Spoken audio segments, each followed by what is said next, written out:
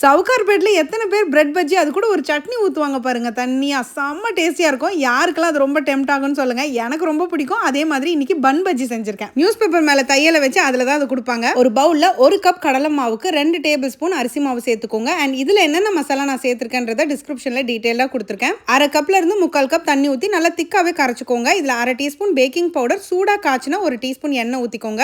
இப்போ பன்னுக்கான stuffing ready பண்ணிக்கணும். 1 table spoon எண்ணெயில் 1 டீஸ்பூன் சோம்பு, தூளா கட் பண்ண 1 வெங்காயம், இஞ்சி, பூண்டு, பச்சை மிளகாய் இது எல்லாத்தையும் நல்லா வதக்கிக்கோங்க. இதுல 1/4 டீஸ்பூன் மஞ்சள்தூள், 1/2 டீஸ்பூன் வெறும் மிளகாய் தூள், 1/2 டீஸ்பூன் கரம் மசாலா, 1/2 டீஸ்பூன் உப்பு சேர்த்து நல்லா மிக்ஸ் பண்ணிட்டு வேக வச்சிருக்கிற ஒரு பெரிய உருளைக்கிழங்கு சேர்த்து நல்லா மிக்ஸ் பண்ணிக்கோங்க. ஃபைனலி 1 டீஸ்பூன் காஞ்ச வெந்தயக்கீரை, கை நிறைய கொத்தமல்லி, பாதி லெமனோட ஜூஸ் சேர்த்து நல்லா மிக்ஸ் பண்ணிட்டு எடுத்து வச்சுக்கோங்க. இப்போ தண்ணி சட்னி. ஒரு பேன்ல 1 கை வேர்க்கடலை, 1 கை பொட்டுக்கடலை, 3 பச்சை மிளகாய், 1 பத்த தேங்காய், 2 இன்ச் இஞ்சி, 1 நெல்லிக்காய் சைஸ் புளி, 1 டீஸ்பூன் எண்ணெய் ஊற்றி நல்லா ஃப்ரை பண்ணிக்கோங்க. கூட ஒரு காஞ்ச மிளகாயும் சேர்த்துக்கோங்க. இப்போ இது எல்லாத்தையும் மிக்ஸி ஜாருக்கு சேர்த்துட்டு 1 கை கொத்தமல்லி, 1 டீஸ்பூன் உப்பு சேர்த்து நல்லா மையா அரைச்சிருங்க. சோ இந்த மாதிரி சின்ன சின்ன பன்ஸா சூஸ் பண்ணி ஸ்லிட் பண்ணிக்கோங்க. ஃபுல்லா கட் பண்ணிடாதீங்க. இதுல சில்லி பவுடர், சாட் மசாலா தூவிட்டு நம்ம ரெடி பண்ணி வச்சிருக்கிற மசாலா உள்ள சேர்த்து ஸ்டஃப் பண்ணி எடுத்து வச்சுக்கோங்க. உங்ககிட்ட பன் இல்லனா அதுக்கு பதிலா பிரெட்ல கூட செஞ்சுக்கலாம். ரெண்டுமே நல்லா தான் இருக்கும். சோ எல்லாத்தையும் இந்த மாதிரி ரெடி பண்ணி வச்சுக்கோங்க. மீன்வைல் சட்னிக்கு யூசுவலா நீங்க என்ன தாளிப்பு கொடுப்பீங்களோ அந்த மாதிரி கொடுத்து தண்ணி அரைச்சு வச்சுக்கோங்க. சோ இந்த ரெசிபிக்கு நான் இன்னைக்கு கோல்ட் வினர் சன்ஃப்ளவர் ஆயில் தான் எடுத்திருக்கேன். which is light and இந்த மாதிரி டீப் ஃப்ரைக்கு ரொம்ப பெர்ஃபெக்ட்டா இருக்கும். சோ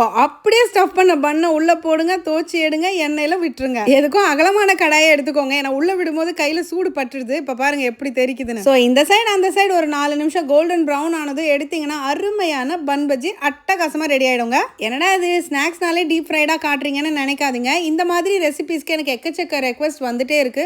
ஸோ இந்த மாதிரி வீட்டில் செஞ்சு சாப்பிடணும்னா நான் ரெசிபி காமிச்சா தானே நீங்களும் ட்ரை பண்ண முடியும். ஏன்னா இது ஒரு சப்பு சிலாக்கி மேட்ருங்க. நம்ம எப்பவுமே வெளில போனாதான் இந்த ஐட்டம்லாம் டேஸ்ட் பண்ண முடியும்னு நீங்க நினைக்க கூடாது. இனிமே வீட்லயே நீங்க செஞ்சு சாப்பிடலாம். இதை நாலா கட் பண்ணி சில்லி பவுடர், சாட் மசாலா, தண்ணி அரைச்ச 2 கரண்டி சட்னி, தூளா கட் பண்ண வெங்காயம், கொத்தமல்லி, வறுத்தெடுத்த ஒரு பச்சை மிளகாய் இது எல்லாத்தையும் சேர்த்து பிணைஞ்சு சாப்பிட்டு பாருங்க. ஆஹா ஷரன் சூப்பர் அப்படின்னு சொல்லுவீங்க. எப்படி?